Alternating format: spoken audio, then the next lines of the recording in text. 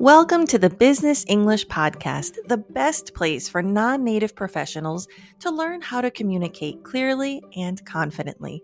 My name is Tanya Suarez, and in each episode, you're going to learn specific skills to develop your corporate communication, American pronunciation, and career strategy in order to build the life you deserve. Let's jump right in to part one. My name is Tanya, and I'm an English teacher, and I absolutely love helping people speak better. Okay, right? Are you thinking like, what happened to her? And this is really to illustrate the difference that how you deliver your message can make an impact on how your message is received.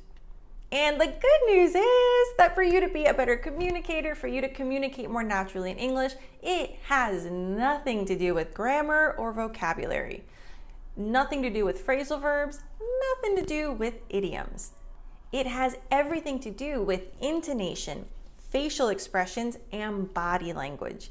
So at any point of your English learning, you can improve your communication skills just by modifying these three things. Now, why is this important? Why do I feel like sharing this with you? It's because I see a lot of my advanced students struggle with this. So I find that once you get to the intermediate level in English, I think it's essential for a change in your learning. There has to be a shift. You've spent the first, beginner to intermediate focusing on memorizing, focusing on getting all of the verbs and nouns and everything that you need. You focus on grammar, you do exercises. But what's the one thing most people don't do during that part? Whether it's because where you learned didn't make you do it or you just didn't think about it, speaking. I can't tell you how many students I teach who are even advanced, who if they took, the IELTS, they would be completely fluent. But when it comes to real life English, they feel like they can't speak. And I don't want this to happen to you. So today, I want you to, first of all, forgive. Forgive whatever resentment you have about how you learn English. So many people that I work with, they start off with excuses like, and tell me if this is you. It's me, by the way. I've totally said all of these things about learning other languages. Oh, I learned it in high school, but the school system, they don't really, teach us how to speak. And I can't believe that I wasted my time or nobody told me. Dude, who cares? You are now at a point where you know you need to do something different. Any energy that you waste holding a grudge, having a resentment against your previous, whether it was choices or ways that you were taught, it's a waste of time and it blocks you. So together right now, think about all the reasons that you think your English could have been better, but isn't because da-da-da. Okay? Take it and throw it away. Let it go. Until you let it go, you won't be able to grow. Think of it this way. 10 years from now, if you would have seen this video or any of my other videos, and you would have thought, man, if I knew that 10 years ago, my English would be so much better. Da-da-da-da. That's now. So just start your progress now and let go of whatever you think was holding you back. And let's be honest, bottom line is, if you really wanted to speak, you would have spoken.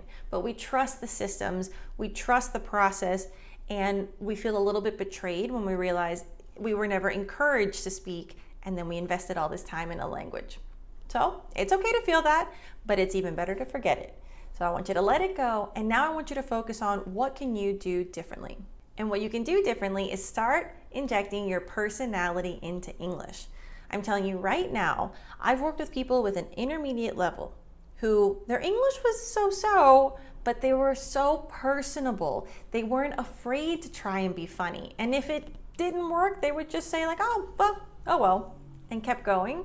And their English is perceived to be better than someone who's advanced, whose grammar's perfect, but they are more robotic or stiffer in their delivery. So, and I'm saying this to encourage you because it really isn't at this point. Look, if you're watching this video and you can understand even 70% of what I'm saying, your English level is really good. I just want it to be even better for the speaking component. So I want you to record yourself and analyze your body language. Talk about different topics. Like if you're talking about how much you love travel, In your video, you look like this, you're kind of hunched over, your face is just blah, and you're talking about how passionate you are and how much you love cultures. Hello? That doesn't make any sense. So it's confusing to the person you're communicating with. And again, then all I have to go on is your words. So I have to overanalyze your words, which means I'm paying more attention to your English, which is never the goal. I want to hear about your stories. I want you to be interesting so that I can be interested.